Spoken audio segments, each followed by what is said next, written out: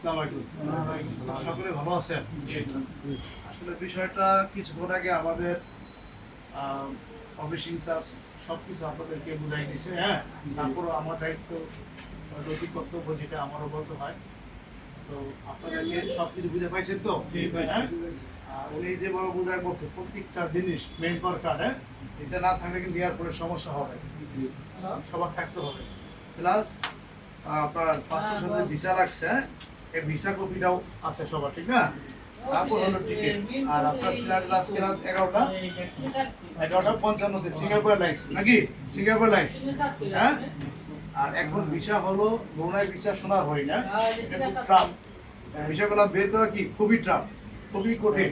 সুতরাং আপনারা যাচ্ছেন, আপনারা আগে ব্রুনাই আসছেন, ওখানে যাওয়ার পর সুন্দরভাবে কাজকর্ম করবেন, সেফটি ফলো করে কাজ করবেন, হ্যাঁ।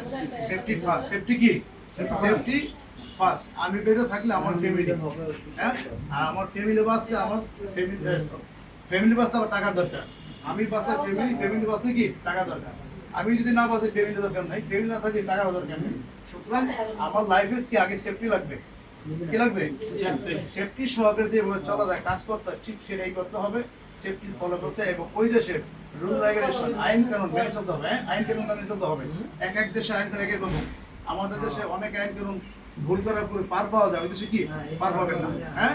সুতরাং ওই দেশে আইন ভেরি ইম্পর্টেন্ট, আইন ফলো করবেন, হ্যাঁ, আইন ভঙ্গ করবেন না। আর আপনাদেরকে যে গেঞ্জি করাই দেওয়া হয়েছে, এটা আমাদের কোম্পানির, হ্যাঁ। এটা হলো আপনি এয়ারপোর্টও এভাবেই যাবেন, ঠিক এভাবেই ওই দেশে নামবেন। আপনাদেরকে এভাবে কি আপনাদের মালিক রিসিভ করবে, কোম্পানির মালিক কি করবে, রিসিভ করবে। এবং এটা কিন্তু খুবই সফট, বাতাসও লাগে, কোনো গরম না, হ্যাঁ। দেখতেও সুন্দর লাগতেছে, একই সবাই একই ড্রেস স্ট্যান্ডার্ড ভাবে আছেন, সুন্দর লাগতেছে। আপনারা আরেকটা বিষয় হলো প্রত্যেকে একটা করে কার্ড নিয়ে যাবেন, হ্যাঁ।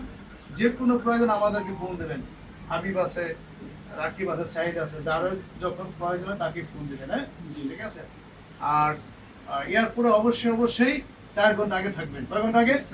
4 ঘন্টা আগে।